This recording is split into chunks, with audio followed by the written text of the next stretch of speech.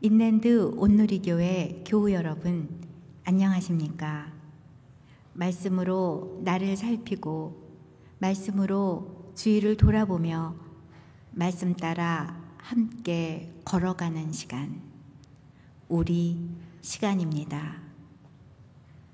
오늘 8월 18일 아침입니다. 여러분 오늘도 말씀 묵상하러 나오셨을 텐데 우리 마음을 정리하고 다 같이 기도하겠습니다. 사랑하는 하나님 아버지, 오늘도 주님 앞에 나왔습니다. 하나님, 지난주일 또 말씀을 듣고 또 이렇게 주일에 주시는 말씀과 또 매일 아침에 주는 이 묵상을 통해서 하나님 말씀을 우리 마음에 새깁니다. 사랑하는 하나님 아버지, 이 어려운 시기를 우리가 늘 말씀을 묵상하며 또 주시는 말씀에 그 메시지를 받고 그 말씀 붙잡고 살아가게 하심에 감사드립니다. 이 세상이 정말 소망 없는 것 같지만은 하나님이 살아계시고 하나님이 지금도 우리의 모든 것을 붙잡고 계신 줄 믿습니다. 사랑하는 하나님 아버지, 주께서 오늘도 말씀의 은혜를 내려주시고 부족한 종을 통하여 하나님 말씀만 전하는 그런 은혜가 있을 수 있도록 도와주시옵소서. 우리 성도들 여러 가지 삶의 힘든 가운데도 하나님 말씀 안에서 회복되고 말씀으로 다시 일어나는 그런 복된 그런 능력이 성도들로 되게 하여 주시옵소서. 주님께서 주실 오늘 말씀을 사모합니다. 부족한 종을 붙잡아 주시고 오직 주님의 말씀만 전할 수 있도록 도와주시옵소서. 감사드리며 예수님 이름으로 기도합니다. 아멘. 오늘 본문 로마서 11장 11절에서 24절입니다. 생명의 삶 8월 18일 말씀입니다. 다 찾으신 줄 알고 함께 읽도록 하겠습니다. 시작. 그러므로 내가 말하노니 그들이 넘어지기까지 실족하였느냐? 그럴 수 없느니라. 그들이 넘어짐으로 구원이 이방인에게 이르러 이스라엘로 시기나게 함이니라. 그들의 넘어짐이 세상의 풍성함이 되며 그들의 실패가 이방인의 풍성함이 되거든 하물며 그들의 충만함이리요. 내가 이방인인 너희에게 말하노라. 내가 이방인이 사도인 만큼 내 직분을 영광스럽게 여기노니 이는 혹 내 고력을 아무쪼록 시기나게 하여 그들 중에서 얼마를 구원하려 함이라. 그들을 버리는 것이 세상의 화목이 되거든 그 받아들이는 것이 죽은 자 가운데서 살아나는 것이 아니면 무엇이리요. 제사하는 처음 익은 곡식가루가 거룩한 즉 떡덩이도 그러하고 뿌리가 거룩한 즉 가지도 그러하니라. 또한 가지 얼마가 꺾이었는데 돌감나무인 내가 그들 중에 젖붙임이 되어 참 감람나무의 뿌리의 진액을 함께 받은 자가 되었은즉 그 가지들을 향하여 자랑하지 말라. 자랑할지라도 내가 뿌리를 보전하는 것이 아니요 뿌리가 너를 보전하는 것이니라. 그러면 내 말이 가지들이 꺾인 것은 나로 젖붙임을 받게 하려 함이라 하리니 옳도다. 그들은 믿지 아니하므로 꺾이고 너는 믿음으로 섰느니라. 높은 마음을 품지 말고 도리어 두려워하라. 하나님이 원가지들도 아끼지 아니하였은즉 너도 아끼지 아니하시리라. 그러므로 하나님의 인자하심과 준엄하심을 보라. 넘어지는 자들에게 준엄하심이 있으니 너희가 만일 하나님이 인자하심에 머물러 있으면 그 인자가 너희에게 있으리라. 그렇지 않으면 너도 찍히는 바 되리라. 그들도 믿지 아니하는데 머무르지 아니하면 젖붙임을 받으리니 이는 그들을 젖붙이실 능력이 하나님께 있습니다. 내가 돌 감람나무에서 찍힘을 받고 본성을 거슬러 좋은 감람나무에 젖붙임을 받았으니 원가지인 이 사람들이야 얼마나 더 자기 감람나무에 젖붙이심 받으랴. 발음이 좀 어렵네요. 네. 여러분 읽느라고 수고하셨습니다. 조금 어려운 본문이죠. 하나님이 또 지혜를 주실 줄 믿습니다. 오늘 말씀 제목은 돌 감람나무에서 참 감람나무로, 돌 감람나무에서 참 감람나무로, 이 제목의 의미를 생각하시면서 말씀 듣도록 하겠습니다. 여러분, 지금 이 시기는 교회가 상당한 어려움, 그러니까 시련에 처해 있는 시기입니다. 그리고 많은 사람들이 과거 어느 때보다도 교회의 어떤 영향력과 지도력의 의문을 품고 있는 것 같아요. 교회가 세상에 공격을 당하고 있는 것은 옛날에도 그랬고요. 지금도 그것은 변함이 없어요. 그렇지만은 이 시대는 그 정도와 내용에 있어서 좀 다른 것 같습니다. 그러나 역설적으로 보면요, 교회의 어려움, 교회의 시련은 어쩌면 세상을 구원하시고자 하는 하나님의 경륜이라고 볼 수 있습니다. 오늘 아침에는 유대인들의 실패와 그것을 통한 하나님의 뜻을 살펴보면서 우리에게 주시는 메시지를 받고자 합니다. 본문에 전반적으로 흐르는 메시지는요, 믿지 않은 대다수의 유대인들이 어떻게 회복될 것인지는 모르겠지만은 분명 언젠가는 회복된다는 거예요. 그렇죠? 여러분, 쭉 읽어보면 아마 그런 어떤 흐름을 발견할 수 있습니다. 우리 11절을 다시 한번 읽겠습니다. 11절입니다. 시작. 그러므로 내가 말하노니 그들이 넘어지기까지 실족하였느냐? 그럴 수 없느니라. 그들이 넘어짐으로 구원이 이방인에게 이르러 이스라엘로 식인하게 함이니라. 바울은 이렇게 완전히 쓰러진 거 있죠? 쓰러진 것과 단순히 실족해서 넘어진 것을 지금 구분하고 있는 거예요. 이스라엘은 그냥 실족해서 넘어진 것이지 아주 못 일어날 정도로 쓰러진 것은 아니라는 거예요. 다시 말씀드리면은 지금 이스라엘 상태가 절망적이지만 그렇다고 회복 불가능한 그런 것은 아니라는 거예요. 그런 논조를 바울은 11절부터 15절까지 쭉 이 논리를 피고 있어요. 제가 그냥 쭉쭉 정리를 해보면요, 정리하면 이렇습니다. 유대인들이 예수님을 거부하고 예수를 이제 배척한 거죠. 거부하고 이 실패한 것이 오히려 이방인들에게는 어떻게 됐다고요? 구원과 이방인들의 풍성함, 그리고 화목을 가져왔다. 그리고 또 이것이 계기가 되어서 결국 이스라엘의 충만으로, 풍요로 이루어질 거라는 거예요. 다시 좀 구체적으로 보면은요, 이스라엘의 실족, 넘어졌다는 거예요. 실족, 실패, 이 거부는 그 자체로 끝나는 것이 아니라 바로 이방인들의 구원과 풍요와 화목으로 이어졌다. 또 이것은 또한 이방인 자체에서 끝나지 않고 다시 이스라엘에게 간다. 11절 후반부를 보면은요, 11절 우리가 읽었던 11절 후반부를 보면은 이스라엘로 식인하게 함이라, 그런 말이 있죠. 이스라엘로 식인하게 함이라. 이게 결국 무슨 의미인가요? 결국 이스라엘이 식이나서 이스라엘도 믿게 된다는 거예요.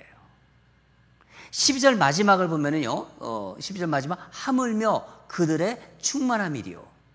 이 말은 이스라엘의 실패가 이방인의 그 풍요로 이어진 것인데 하물며 이스라엘의 구원의 그 충만함의 정도가, 구원의 그 넉넉함의 정도가 이방인의 충만함에 이르지 못하겠느냐, 그런 뜻입니다.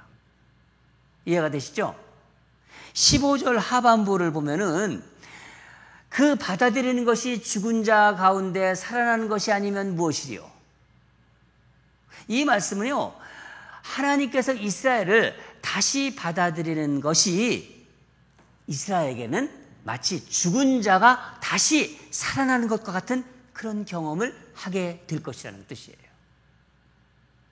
여러분, 바울에게는 이방인 선교를 위한 사명이 있었어요. 그렇지만 바울에게 이스라엘이 없는 기독교는 상상할 수가 없는 거예요. 왜냐하면 복음이 여하튼지 유대인에게 먼저 전해졌잖아요. 그렇지 않습니까? 또 유대인 사도들을 통하여 이방인에게 전해졌기 때문에 어떻게 보면 이스라엘이 바로 복음의 뿌리 역할을 한 것은 분명한 사실이기 때문입니다.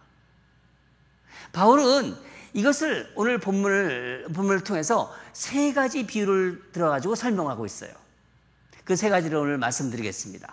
첫 번째는 우리가 읽은 건데, 제사 때 이제 하나님께 떡을 드리는 이 떡으로 비유하고 있어요.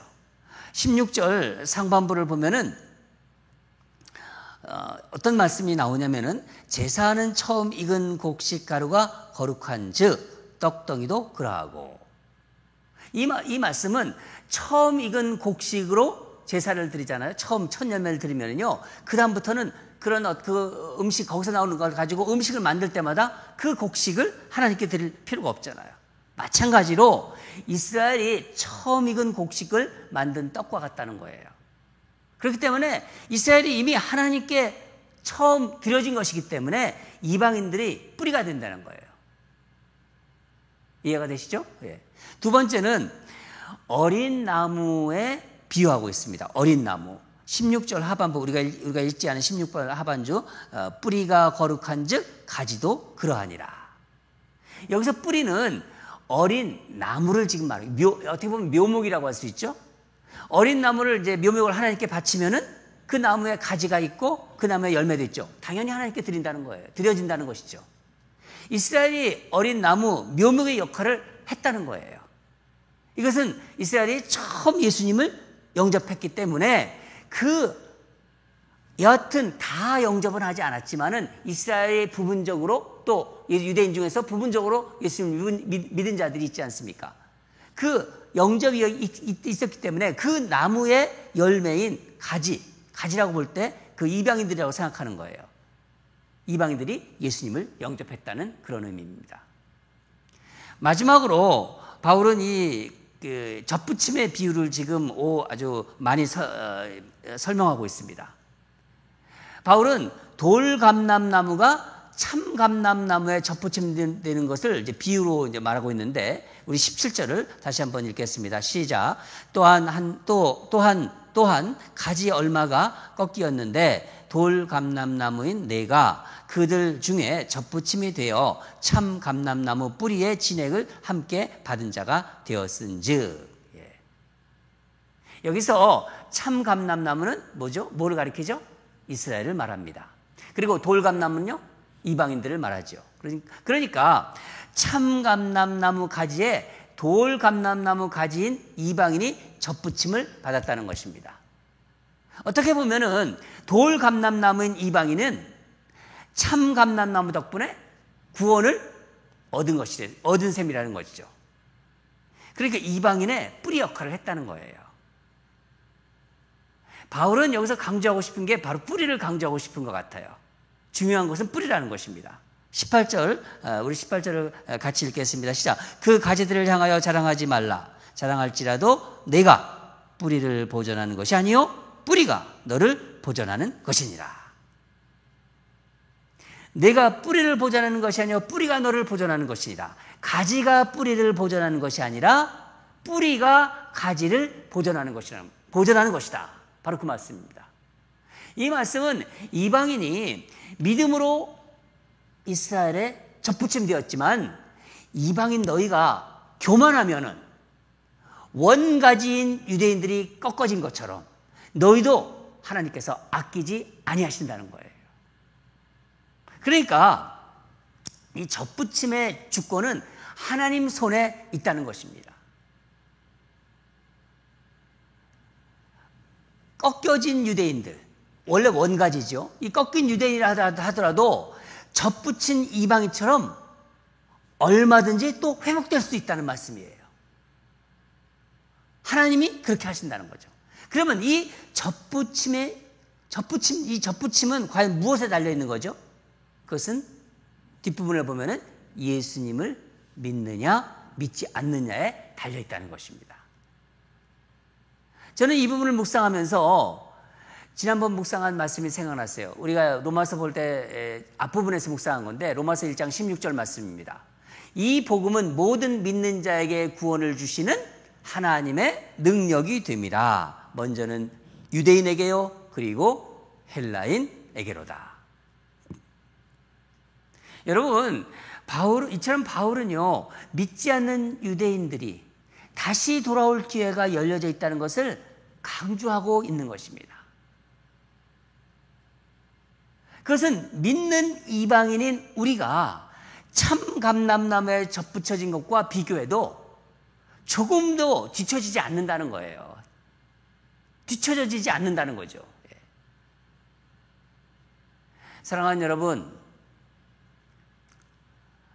우리가 토요일 아침에도 좀 신앙에 대해서 좀 말씀을 나눈 기억이 나는데, 신앙은 철저히, 정말 철저히 예수님을 주님으로 고백하고 주님이 주신 믿음대로 사는가, 그렇지 않은가에 달려있다는 것입니다. 바로 그런 문제라는 거죠. 바울은 대다수의 유대인들이 하나님의 그 은혜, 정말 예수님을 믿지 못해서, 예수님을 거절해서 하나님의 은혜를 받지 못한 것이 너무나 안타까운 거예요. 그런데 그들의 이 실족함으로 바로 이방인을 향한 하나님의 은혜가 열렸다는 것이죠. 저는 이 접붙임 이 부분을 계속 묵상하는 가운데 요즘의 시대가 자꾸 제 마음에 생각났습니다. 지금의 21세기. 이 21세기의 기독교와 우리 그리스도인들에게 지금은 정말 시련이죠.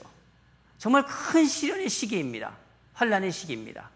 그러나 우리가 이 환난의 시기에 정말 하나님을 믿는 믿음이 더, 하나님을 향하여 더 굳게 그 믿음으로 서 있으면요, 하나님은 더 풍성한 은혜를 부어주실 것이라는 그런 생각이 들었습니다.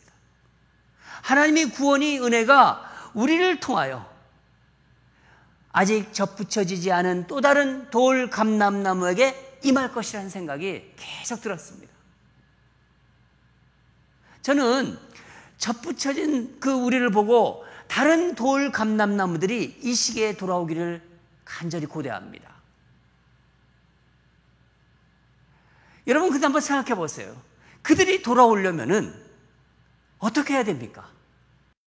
이스라엘 백성들이 식이 나서 다시 돌아오게 될 것이라고 했는데, 아직도 하나님을 모르고 하나님을 거절하고 하나님을 조롱하는 그런 이 백성들, 많은 그런 백성들이, 그런 돌 감람나무들이 다시 돌아오려면은 우리를 보고 돌아오고 싶은 것이 있어야 돼요. 저들을 보았을 때 내가 돌아가야겠다. 내가 하나님을 생각해야겠다. 주 예수 그리스도를 생각해야겠다.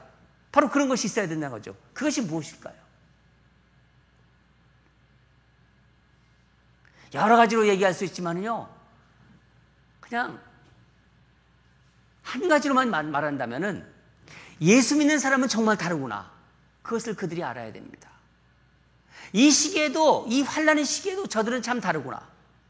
저들은 우리의 소망이며 저들이 믿는 예수가 바로 이 환난 날의 소망이구나. 이 세상의 소망이구나. 이것을 우리가 보여주어야 합니다.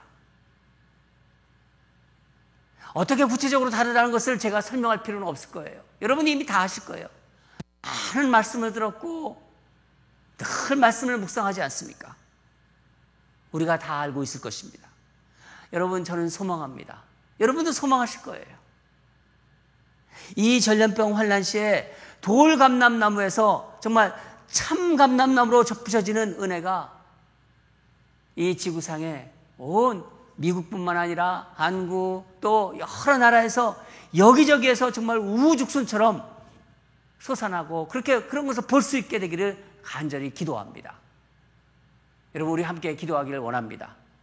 우리 다 같이 기도하겠습니다. 하나님 아버지, 오늘도 말씀 주셔서 감사합니다. 바울이 그 안타까운 마음을 가지고 유대인들을 향한 그 마음을 우리가 말씀을 통해서 다시 한번 살펴보았습니다. 세 가지 비유를 가지고 바울은 유대인들이 결국은 돌아올 것이라는 그 말씀을 전했습니다. 하나님 아버지, 우리가 이 말씀을 묵상하는 가운데 우리에게 주신 부담이 있습니다. 너희는 참 감람나무에 접붙여진 하나님의 자녀들이다. 이 주변에 돌 감람나무들이 너무나 많다. 그들이 너희들을 보고 돌아오도록 너희들이 애써야 한다. 너희들이 힘써야 한다. 그런 마음을 주셨습니다. 하나님 아버지, 이 환난의 시가 점점 길어지고 있지만은 주님이 무엇을 원하시는 건지 우리가 더 깊이 생각하고 묵상하며 하나님의 말씀을 받는 그런 우리가 되기를 원합니다. 정말 하나님을 믿는 자로서 예수 믿는 자들은 정말 다르구나. 저들이 믿는 바로 예수 그리스도가 세상의 소망이구나 하는 그런 것을 그들이 돌 감람나무들이 볼 수 있도록 우리를 사용하여 주시고 우리가 그런 리얼 크리스천으로 살아갈 수 있도록 하나님 은혜를 내려 주시옵소서. 오늘 말씀 주심에 감사드리며 예수님 이름으로 기도합니다. 아멘. 계속해서 기도하겠습니다. 예수님은 세상의 소망이십니다. 여러분 그렇죠? 예수님이 세상의 소망이십니다. 우리가 먼저 믿었어요. 먼저 예수님을 믿은 우리가 아직 예수님께 접붙임 받지 못한 오늘 본문에 나오는 돌 감람나무들에게 소망이 되게 해달라고, 그런 자들이 되게 해달라고, 우리를 통해서 예수 그리스도의 성품과 인격과 사랑이 흘러가게 해달라고, 주님의 형상으로 그렇게 살아가게 해달라고 우리 간절히 기도합시다. 말씀 들은 거 생각하시면서 기도하고요. 두 번째는 전염병 환난의 때임에도 불구하고 정말 생명 걸고 복음 전하는 선교사들을 주님 지켜주시옵소서. 그들과 함께 해주시옵소서. 특히 우리 카톡에 올라왔죠. 필리핀 선교사님, 우리 신기대 선교사님이 섬기는 교회에 정말 코로나 확진자가 있다고 하는데 또 자꾸 퍼지지 않고 확산되지 않고 또 치유될 수 있도록 치유의 은혜를 허락하여 주시옵소서. 또 이 땅에 많은 선교사들이 있습니다. 그 선교사들 정말 어려운 자기의 것 다 내려놓고 선교하는 그런 정말 생명 걸고 선교하는 그런 선교사들을 생각하시면서 열악한 환경에서도 복음 전하는 모든 선교사들을 또 선교사들과 그 가정을 눈동자처럼 지켜달라고 우리 그런 마음으로 우리 선교사들을 위해서 다 같이 기도하겠습니다. 두 가지 우리가 함께 기도로 올려드리겠습니다. 다 같이 기도하겠습니다.